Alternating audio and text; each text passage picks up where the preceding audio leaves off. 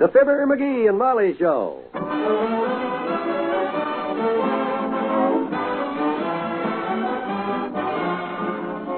Every weekday at this time, NBC brings you Fibber McGee and Molly transcribed. The show is written by Phil Leslie and Ralph Goodman and directed by Max Hutto.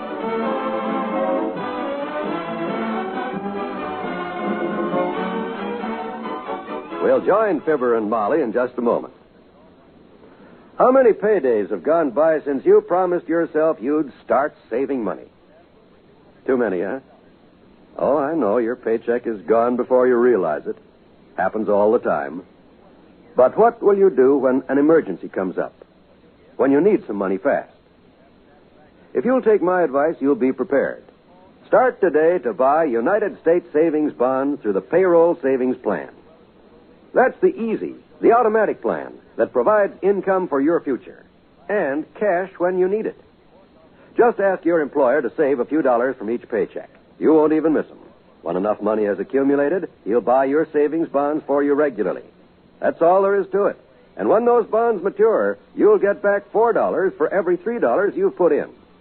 So sign up for the payroll savings plan where you work, or the bond-a-month plan where you bank.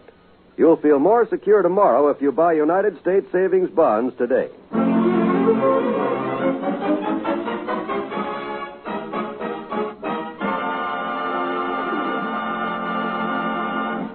The mail just came, Molly. I brought it in. Good. Anything interesting for change? Looks like about the usual crop. Bill from Kramer's drugstore, second notice from the gas company, third notice from the light company. Here's the red envelope. Final warning from the water company. And hey, here's a postcard. Well, wonderful. Some real mail, huh? Oh, gee whiz, it's from Uncle Dennis. Bless his heart. Where is he? Oh, St. Louis. Says, dear niece and nephew, having a wonderful time here.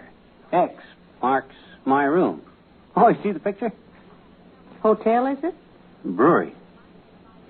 Says, please excuse pencil. My pen is dry, so am I. Must go now. Love, Uncle Dennis. You know, the poor lad, he always had trouble with that dry throat of his. I think it must be his sinuses. Yeah, sure. He could always think of a reason. Where are you going? Out to the kitchen. I've got to put the groceries away. Okay, Tootsie. I'll open up the rest of these bills and file them away. Probably ought to pay this water bill pretty soon. This final warning usually means they're kind of annoyed. Come in. Hi, Mr. McGee. Hi. Ah, hello there, Teeny. Come right in. Okay. Pull up a chair and fill me in on the latest developments. What's new with the Jackson jump rope crowd? I says, what you been doing lately? Anything interesting? Well, I've been getting ready, mister. Ready? For what? I'm having a birthday on the 14th, I betcha. Mm-hmm. Well, what are you doing? Ironing your new party dress? No. Painting your toenails? No, I'm making something. Oh. What? Room in my closet for the presents. Oh. Expecting a lot of presents, are you? I don't know. I've only been to 3 houses so far, and I have to be home for dinner in an hour. Oh, well, then don't let me detain you, sis. I can see where you got a busy afternoon ahead of you. You run along then, huh? Thanks, mister. And listen, you don't have to get me a present if you don't want to. Oh, I understand that, sis. I realize this call puts me under no obligation, moral or otherwise. I says, I know I don't have to if I don't want to. Oh, yeah, that's right. Yeah, I don't have to. But in case Mrs. McGee wants to get me one, tell her anything she picks out will be all right. Well, that's very generous of you. It doesn't have to be a pogo stick. Pogo stick? Like the one Willie Toops has that his father bought him at the Bonton with the bell on top that he never lets me ding. Bell, huh? Doesn't have to be that. Just anything. I see. It's not the gift, it's the sentiment. Bye. So long, Teeny. Molly. Yes, dearie. What is it? Teeny was just here, the kid from across the street. I thought I heard her. What she want? Well, I'm not sure, but I think it was a pogo stick with a bell on top that goes ding. Come on downtown with me, and I'll tell you all about it on the way.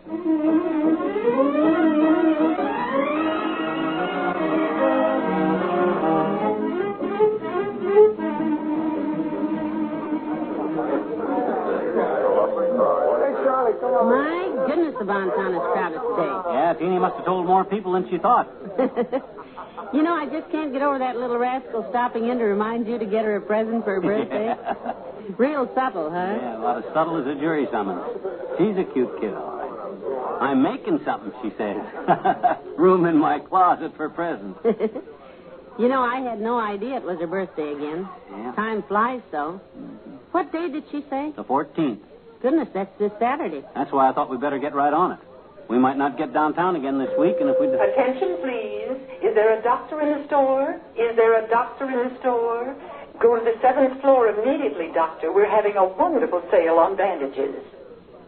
The toy department's on the 4th floor, dearie. Let's get over to the elevator. What are you looking at? Christmas cards here. Hey, don't you think we ought to pick out our Christmas cards while we're down here, Molly? It's November, you know. Well, hallelujah. I've been trying to get you to look at Christmas cards since the middle of June. Oh, will you look at the stock? They must have 1 million of them. Yeah, too many. Too many. We'd never be able to look through all these today, Tootsie. The store'd be closed. We'll come back later. Only got a few left. I get confused this way. Well, I might have known this was too good to be true. Attention, shoe department. Mr. Leatherby, shoe department. Hereafter, please check all boxes before the customer leaves, Mr. Leatherby. You just sold your lunch. Well, come on, the elevator's this way.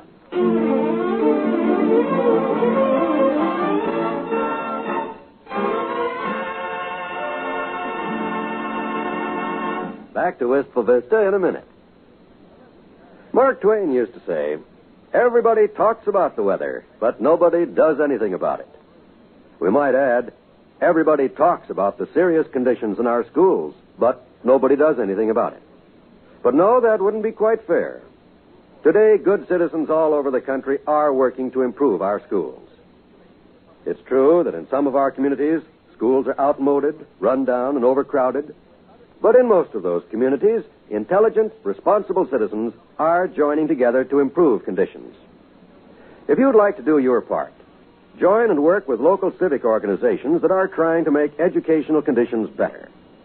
If you'd like to know what other communities are doing to improve their schools, just write to the National Citizens Commission for the Public Schools, 2 West 45th Street, New York 36, New York. Remember, better schools build a stronger America.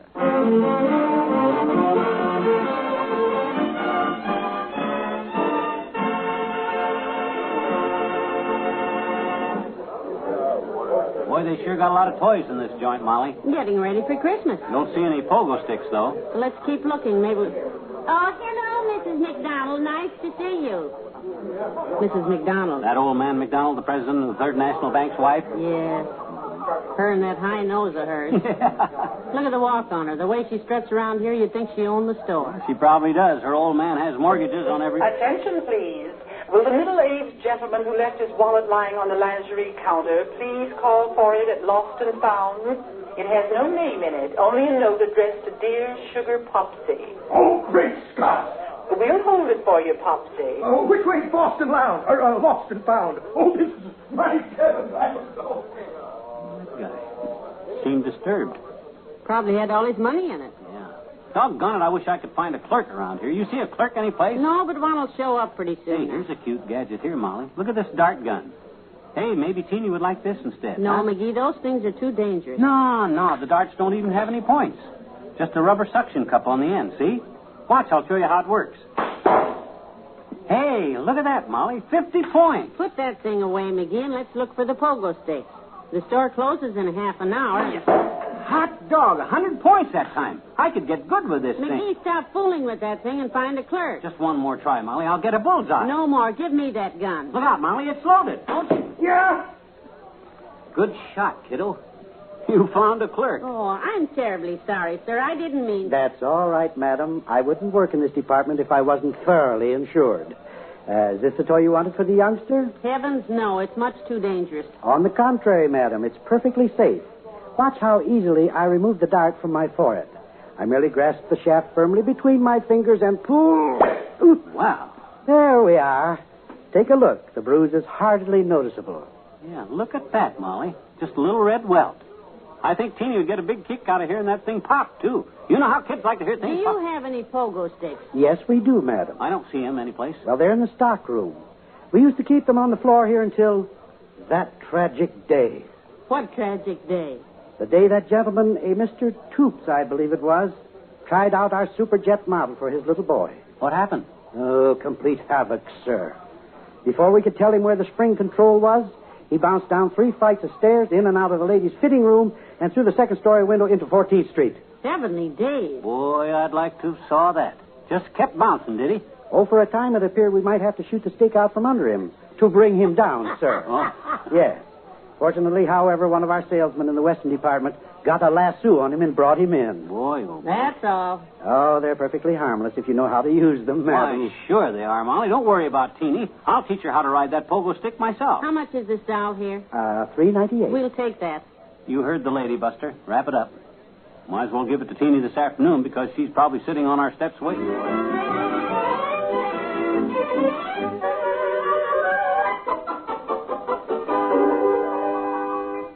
And we didn't waste a minute, Teeny. I and Mrs. McGee went right downtown and bought your present. Yes, we did, Teeny. Betcha. A present? Mm-hmm. Here it is. Cute little mama doll. Oh, that's wonderful. That's a beautiful present, Mr. and Miss McGee. What's it for? What's it for? What's it for? Your birthday. Yeah, didn't you tell me you're having a birthday this Saturday? This Saturday? Yeah, this Saturday. Oh, no, mister. I'm not having any birthday this Saturday. Why, you came around this afternoon and told me your birthday is the 14th. It is, I betcha. Well? Well, the 14th of this month is Saturday, honey. Oh, this month is November, Miss McGee. My birthday is the 14th of February. That's on a Wednesday. February? I didn't want you to forget. Gee, you're wonderful to buy me this doll, Mr. McGee and Miss McGee. Thanks a lot. Boy, oh, boy. That's all right, honey. I'll see you in February. Bye. Well, of all the... Hey, that might be a good gag to pull on old Doc Campbell, you know it? I wonder if he remembers what day my birthday is.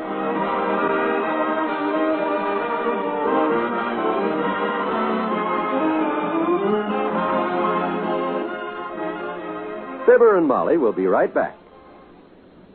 Pleasure-filled entertainment, whether it be music, comedy, or drama, is yours for the listening on the NBC Radio Network. Tune to the station where you hear the familiar 3 NBC chimes. This fall, the NBC Radio Network has invested more than $5 million in new programming to make sure that when you tune to this station, you will hear only the best. Tomorrow evening, for example, you're invited to join Frank Sinatra as he portrays footloose and fancy-free Rocky Fortune, an adventurous young man with a penchant for romance and mystery. Each week, Rocky Fortune finds himself a new job, but it's always a job without a future for at least one character in the story. Tomorrow and every Tuesday, it's Frank Sinatra as Rocky Fortune over most NBC stations. Consult your newspaper for the time of broadcast in your city.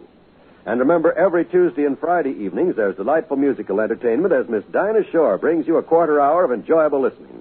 Be sure to tune for the Dinah Shore Show, twice each week on the NBC Radio Network.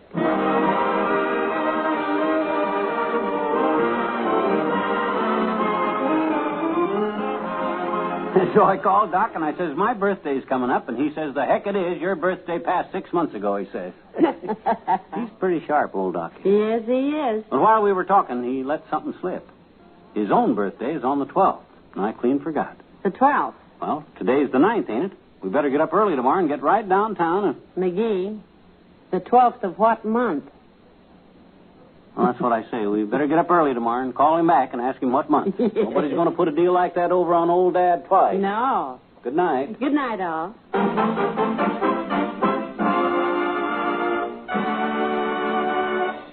NBC has brought you the Fibber McGee and Molly program, transcribed with Cliff Arquette as the clerk and Elvia Allman as the store announcer. This is John Wald inviting you to be with us again tomorrow night for another visit with Fibber McGee and Molly.